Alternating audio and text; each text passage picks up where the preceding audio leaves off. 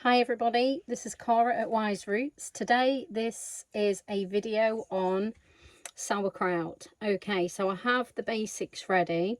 I'm going to take you through some basics. Okay, sauerkraut. The name sounds very German and well, it is. The modern name, it's sauerkraut, translates as sour cabbage, which is fermented. I'm not quite sure if that used to sound too sexy for me when I was younger, but once you start getting involved in health and well-being, you begin to explore different things in your diet, and it goes through to things like, amazingly, like sauerkraut. I'm a massive ferment fan, and I'm also qualified in fermenting from the Naturopathic College of Medicine in London, working with plant-based diet and lots of wonderful stuff like that. So I've been doing this for about 6 years and I absolutely love it. It's amazing. So technically, sauerkraut, the name is Eastern European, and they would have said that where there is sauerkraut, there is plenty, because what you're doing is in your garden, you might have a glut of cabbage, you want to use it up. Hey presto, you can chop it up into very, very fine. I mean, this is super shredded, super fine. Okay, I'm going to go through the steps of how I make the sauerkraut, but I'm just going to kind of let you know that the earliest records of fermented cabbage were actually around 2,000 years ago in China. So it is German, the name sauerkraut. There's also kimchi, which is an oriental form of fermented food, and I'm sure there are a lot more in between. So, you know, I'm not going to go into the major history of sauerkrauts and fermented foods. Some cultures ferment meat, some cultures ferment beans. You can literally ferment anything so long as it's submerged in water. So I've got a jar. This was boiling water, so I've filled it up with boiling water to sterilize it. Just going to move the water out.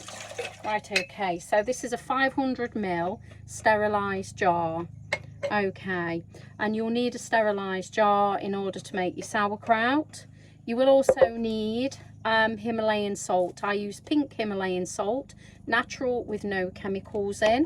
I've got a salt sprinkler as well, because what you do is you get your cabbage. Normally I seem to believe it's called a Napa cabbage, a very tight cabbage, or a red cabbage, or a light green one.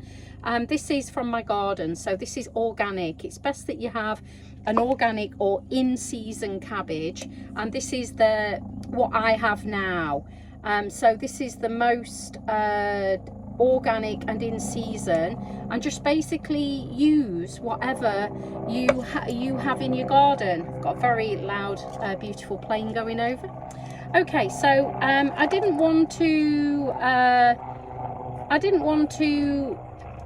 cut up the very thick stems, and you might find with the bottom of the Napa cabbage, when it starts getting thick, don't use that for sauerkrauting. It has to be very thin. So I've removed all of these and put them to one side and just done the leaves. This is kind of like about a 2-litre bowl, and this will literally go down to nothing. So I'm just going to give my hands a little wipe. I have sterilized my hands, so make sure you sterilize everything, your knife, your chopping board. Make sure that you sterilize your containers that you're going to be using. Sterilize everything. It's just a protocol, because we are working with to try and get the good bacteria to ferment the food. So that's what you need to do.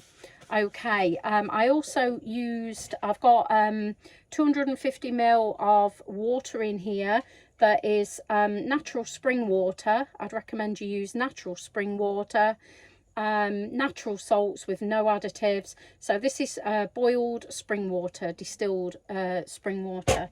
So right, okay, so what you do is you get your cabbage, and you sprinkle on the salt, and then you massage the cabbage. Okay, so I'm sorry that I can't put my camera any further down. This is so what you're doing is you're squeezing Okay, I am in limited space now in my kitchen. I'm actually in my kitchen, but I'm in a travelling home. So okay, so with clean hands, and it will stick all over you like so, and you may even get like bright green hands. You're just gonna sprinkle on and then continue to massage the cabbage. And what will happen is, as you're doing it, this one, normally the Napa cabbage goes, it kind of gets it begins to collapse down. I'm going to give it a good old squishing. Okay, and probably talk about some other things while I'm doing this. I decided to show you the cabbage, and that means that you've got to really wring it, you know. And when you start wringing it, I don't know how this one's going to go. It's beginning to settle down. Now, you know, kind of the salt will begin to break down. I seem to believe break down the kind of like the cell walls on the cabbage. And you might get bits flicking about everywhere. You get cabbage all over the floor. I'll tell you a story while I'm doing this. I remember doing my first ferment at a community that I lived at in Derbyshire. And I remember that she says, oh, I'm going to make sauerkraut, one of the ladies. I was like, okay, yeah, that's brilliant. She says, do you want to come? Bring cabbage and we'll make sauerkraut together. So I was like, oh, yeah, okay, right. Wow. Everything. It was like kind of crazy, the whole kitchen, because there was like about 4 of us in there making the sauerkraut, and the smell was absolutely amazing of all of the raw cabbage. If you could imagine the garlic, you know, the kids were actually coming up to the table and eating it. They were kind of coming up and, you know, they actually really enjoyed it. So the kids were enjoying the sauerkraut. She gave the children and all of the family the sauerkraut every day, pretty much with every meal, because you can just sprinkle it on top. You can put it into soups, you can put it into stews, you can put it on salads. You can use the actual liquid that it's fermented in. Right, okay, I'm going to show it you now. I've been giving it a good squash. My hands, I'm just moving. Now, some people do say that it begins to take bacteria off of your skin now. So as you're massaging it in, how lovely. So just make sure you eat your sauerkraut from a good friend with clean hands. So it begins to go down. As you can see, this is like kind of squashed down. You know, like when you cut grass and all the grass clippings go really soggy. It's like kind of, I'm not selling it, am I? No, I am. It's amazing. So it's like kind of, you know, some people need it. I'm needing it in here now. And what begins to happen as the salt, so I give it about 2 or 3 sprinkles, nothing major, because the salt begins to draw the moisture out of the cabbage. And then what you begin to get is, and this one is not as easy as a Napa cabbage, you begin to get liquid. So some of you might be getting in the bottom of your bowl loads and loads of liquid forming at this point. So don't be worried if you get lots of liquid. Can you see? Wow, look at that. And as soon as you start doing the liquid, and the liquid is coming out of the cabbage, there you go, that's what you're aiming for. Squashing and massaging your cabbage until, right, it's really, and all of a sudden it'll just go, you know, it will start doing that. Yeah, that's really, and that is what you want, that beautiful liquid coming out. So some people leave it, they like to leave it for a little while at this point, but I don't. Okay, some people leave it for a few hours, come back, give it another massage. It's personal preference, but just make sure that this, because the air can be full of what's known as danders, and that includes dust, animal danders, and it can include bacteria, virus, you know, all of that kind of thing within your air. So what you don't want to do is leave it uncovered per se. I would always cover it lightly if you are going to leave it. So I'm going to show you now that, okay, that's gone down really, really far, and as you can see, it's kind of all collapsed down. That would be really great to eat now, you know, really nice. It would almost be a bit like seaweed. I'm going to give it a bit more of a, as we're talking. And the more you can squeeze and the more moisture it forms, the better. Because when you get it into the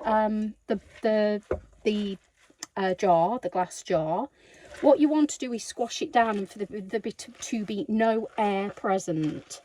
Okay, so you have to submerge all of the food under the brine and remove all of the air pockets. Right, okay. So at this point, you can add things in to your cabbage, such as mustard seed, ginger, garlic, herbs, cumin, peppers, lemon, raw lemon of course, and you can add that in to your sauerkraut. I think what I might do with this one is put a bit of ginger in. I'm just putting the bits in. Actually no, I have got my mustard seeds here, so I'm going to put a few mustard seeds in there now. I do like mustard.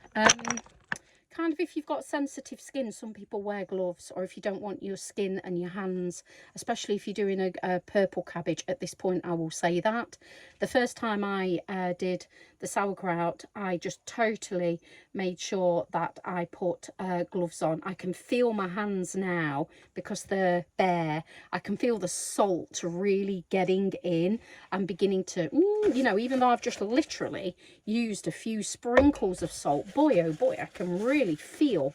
Right, okay, so I'm just gonna find the garlic, the ginger, sorry, and I'm gonna chop up a little bit of ginger. When you're chopping up, just make sure, somebody taught me a really good technique with ginger, that you get a spoon and just do this with the ginger. How cool is that? Yeah, I forgot about that. Reminding you, teaching you now. So there you go, look at that, that's amazing. Yeah, whatever you put in. So I'm going to put ginger in this sauerkraut. I'll put mustard seeds in, ginger. It's just what I've got to hand now. Just like, you know, use whatever you've got. Ginger, whatever, you know, play around. But I would recommend for your first ferments, use probably just do cabbage. You can put carrot in, a little bit of carrot, but because anything that is more higher sugar, it becomes a little bit more, I wouldn't say it's advanced. I mean, what can you do? Lose a jar of, you know, I've never had anything turn bad, okay, in like 6 years of fermenting, never. But it's just using, you know, smelling it, knowing what smells right, what doesn't smell right, how it looks, if there's any dodgy you know, anything that's mold or it doesn't smell right, just get rid of it. It is, you know, put it on your composting heap. That would love it, your composting heap, because it's partially composted. Basically, you know, it's real good, amazing stuff. So I've just chopped that up. I'm going to pop that in there now, like that. Okay, and let's have a look, see if I can get some cumin seeds. Whoops, sorry about that, just sneaking around. My herbs are at the back of the camera, sorry about this. Floor of sod, it will be the last Right, okay, ta-da, cumin seeds. Okay, so I'm going to put some cumin seeds. I do like cumin seeds, just a few. Don't put too much in, probably like, you know, 1/4 of a teaspoon, because it does make them go very, very intense. Okay, so I'm going to gently massage those in. You can ferment. I have fermented before sweet potato. It wasn't for me. It wasn't my cup of tea. I prefer sweet potatoes either raw or cooked rather than fermented, but you may like them. You can ferment leek, apple, beetroot. That was interesting, doing the beetroot. It was very fast. It fermented very fast because of the sugars in it.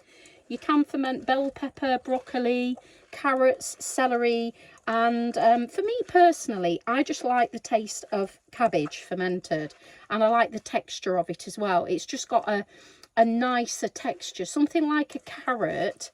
If it's gone, or because it goes soft when you ferment it, if it goes really soft when you ferment it, the texture for me is not as pleasant, but it may be for you. You may absolutely love, so just experiment. My advice is experiment, play around. Yeah, you see all of that lovely cabbagey juice coming out. Look at that. Oh, that's amazing. And it goes all like kind of collapsy and limp, which is perfect. You have bruised it and massaged it and done your job, and this cabbage is not really staining my hands that much, which is kind of good. Okay, I think we're nearly ready for the next step. I'll put all of these instructions in the information section of this video, and I'll probably do a blog as well explaining it a little bit more with pictures, just so you're aware. I might do that. So okay, let's go for the next stage. So it's pretty simple. It's not hard. I need a big scoopy spoon for the next part. Get that out of my so we've got it in here. We're going to put it in the jar now. Okay, so you're going to pop it in the jar. Obviously make sure if there's any really huge bits that you've missed chopping up, I would recommend that you and squeeze it down as well. You don't want any air pockets in here. Okay, if there's any huge bits like that you've missed chopping, as I was just saying a minute ago, I would definitely I'm pressing down again. Yeah, I would take them out. Okay, so you're pressing it down just to make sure that there's no air pockets. Air pockets are not its friend. That's when it can start causing problems. If something is exposed, sticking out at the top of the sauerkraut. I have got some sauerkraut weights, but some people use a cabbage leaf. The people over in I'm going to press it down again. Some people in some countries. I mean, can you see that? A whole bowl, like nearly two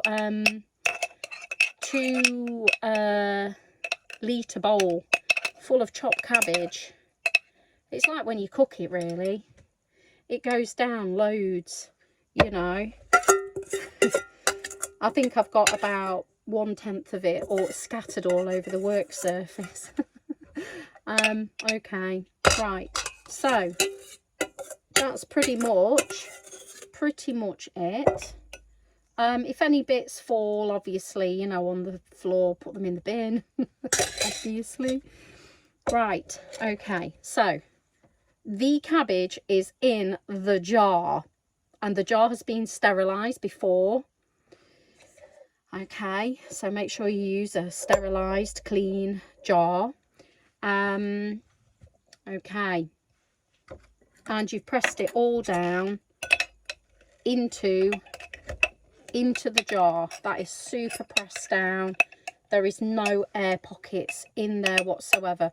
You might even, you know, see the cabbage juice, and pretty much at this point that is pretty stable, as in it's not going to take much. I would say this is a 500-gram jar. I've prepared 250 ml of water. So what you need to do is fill this up with brine water now, for vegetables. And my teacher said watery vegetables. All vegetables are around 70% or more water. So you'll need between 2 and 3% brine water, made from filtered distilled water and Himalayan salt, natural with no chemicals or additives. Always check the back, the ingredients, to make sure. What you'll need is 25 gram of salt per litre. So that means that 250 ml has about 2 teaspoons of salt maximum. I would say that I'm going to make 125 grams. So I'm just going to pour some of this out and make 125 gram of brine water to start with. I normally used to make about 250 gram, and then I've got loads of salt water left. So I don't really want to do that. So this is 125 ml. My apologies, 125 ml, and that means I'll need to put about 1 level teaspoon of Himalayan salt in here. Okay, so I'm going to put that in there. Make sure that it is swooshed around and mixed. Beautiful pink colour, how lovely. Oh, woo, that's lovely. Right, okay, I love Himalayan salt. I love it for neti pots. I've got a neti pot video as well on here if you want to watch that. That's interesting. Himalayan salt, I love using it for wound washing, bathing, you know, anything. It's just absolutely amazing. So I'm swizzling that round, and then that's just got 1 teaspoon. I'm pouring it in, and as you can see, whoosh, that has pretty much got a lot. Now what you need to do is make sure that none of these little bits are sticking out. Okay, so you're pushing everything down into the jar. I could do probably with a bit more actually, because what you want is for it to be no higher than 2 fingers from the top of the jar. So you don't want to fill it up to the top, because it will bubble. As it's fermenting, it'll start bloop bloop bubbling. So when you see it, there'll be lots of little air bubbles. That's all of the bacteria.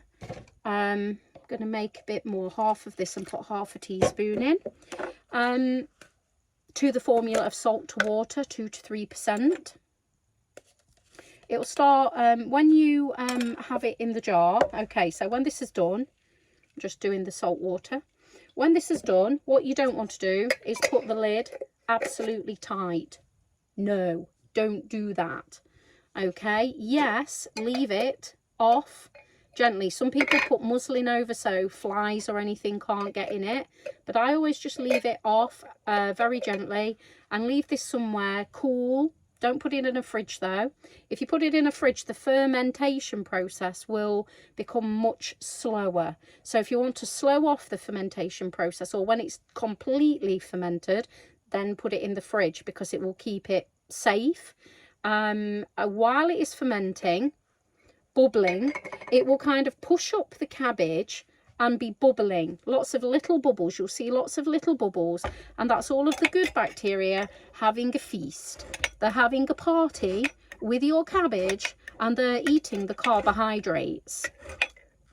Then it gets that kind of sour lacto fermentation taste. It gets like where the sauerkraut, the sour cabbage comes from, and that sour taste is really tasty. It's really an acquired taste. I love it because I love sour foods. Yogurt is a sour food, dairy, cheese, all of those are sour foods. So it's got the same kind of sourness. If you like yogurts, if you like kefir, milk kefir, if you like cheese, you should get used to and really like fermented foods and sauerkraut. If you don't, then, well, you know, give it a try, see. Now, obviously it's personal taste, and also you can get used to it. So I'll put the rest in there like that, and I'm more feeling happy with that, because when you press it down, can you see? There we go. I'll press that down for you. Okay, you have at least half an inch, well, I would say an inch, but if it starts bubbling up, you've got at least an inch of brine on top. Okay, so I'm going to put this somewhere like on a kitchen worktop. I won't lie, sometimes you can smell it. I've got a really small, tiny home, so definitely I can smell it. And you can put a weight in there, so you just put something like the top of something or another jar to keep it down and keep all of that under. Don't let any of it stick above. So all of it has to be anaerobic or without oxygen. Okay, so chemistry lesson. It has to be anaerobic, and that includes, like, when you look around the top of the jar, nom nom, just make sure that all of them are gone. And what you don't want to do as well, just make sure you measure your salt well, because you don't want to put too much salt in here.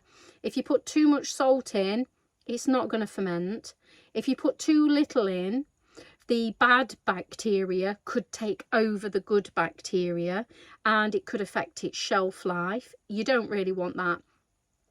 It should be ready, standing on your worktop, within, if it's really warm in your house or it's warm weather and summer, between 4 days to 2 weeks. So it'll bubble, bubble, bubble. Ooh, be very happy. Have a party in the jar. Keep going, checking it every day. Push it down. Belch the air bubbles out, you know, let the air bubbles come out, and just use a spoon. If you can, try it as well. You can eat it all the way from now. I can actually use that. I personally would use this as of tonight. It is raw though, so if you don't mind having raw cabbage on your salad or the brine, it's good to go if you don't mind. But if you don't like that, it will soften because it's a bit tough now. What it will do is begin to break down the good bacteria in there, will begin to break down the cabbage, and then as it breaks down, it will become really soft and tender, and it will become more and more soft and more tender. Gently, don't close the lid, because it can not be very good for a ferment. Never. They need to breathe, they need oxygen, so just make sure that you just gently place the lid on, or get a bit of muslin and an elastic band and put that over, and you can do that and put the lid gently on as well if you want. Okay, well, thank you for joining me for the ferment making video. I think I've gone over everything. I'm just kind of checking my notes that I've gone over everything. Yeah, I think I have. I've been quite thorough. Yeah, that's about it really. Everything you need to know to make your first ever amazing sauerkraut will be in this video, okay? I hope you have a great time making your sauerkraut cabbage. Start with the cabbage first, and then see what else you can ferment. Play around, have fun, experiment, be inventive, and enjoy your amazing, gut loving, health giving sauerkraut. There's around 25% of your recommended daily intake of vitamin C in this sauerkraut. That is amazing. In 100 grams. Granted, you're not going to eat a quarter of this jar, but the bioavailability of the vitamins and minerals in this sauerkraut is phenomenal. It will not just escape out in your urine, it will no doubt be taken and be bioavailable directly for your gut. It's full of friendly bacteria, probiotics, so you don't really need to buy probiotic tablets if you make sauerkraut. It's full of minerals. In my blog and in the information section on this video, I'll put everything in there, you know, the what vitamins are in it, what minerals are in it. Kids, when they get used to it, will love it as well. You can kind of hide it in foods, but I'd recommend that you eat it raw, don't cook it. So like kind of if you've got a soup, drop it in the soup and mix it in. If you've got like, you know, just something, cut it up into really fine, tiny pieces so they can't even know it's in there. You know what I'm saying? Or somebody that is like, oh, I'm not quite sure and a bit funny about the thought of eating fermented cabbage. Chop it up into tiny little bits because it adds a nice little sour flavour, and you can mess around. Even the juice has got the same properties as the actual it's got the same properties as the actual sauerkraut. So don't go, when it's empty, don't go throwing the juice away, because the juice is just as beneficial as the actual sauerkraut in here. I do enjoy kimchi, actually. I might do a different video on kimchi, but it's the same thing but a different recipe. Basically, kimchi is really lovely. It's hot, spicy, really nice with oriental foods. It's the oriental like Thai, I think, version of sauerkraut, with all of the chili and the ginger and the garlic, really hot and spicy and pungent, whereas this is more sour. Normally I put garlic in here, but I haven't today. I've decided to just put a little bit of ginger for a bit of heat. So thank you very much for watching. Have a great time fermenting. Bye. Oh yes, if you've enjoyed this video, share, like, comment, and tell me your stories of how you do it, your experiences, if you actually definitely enjoyed the experience and if it went well for you. So please leave some feedback. Okay, bye. Cara at Wise Roots.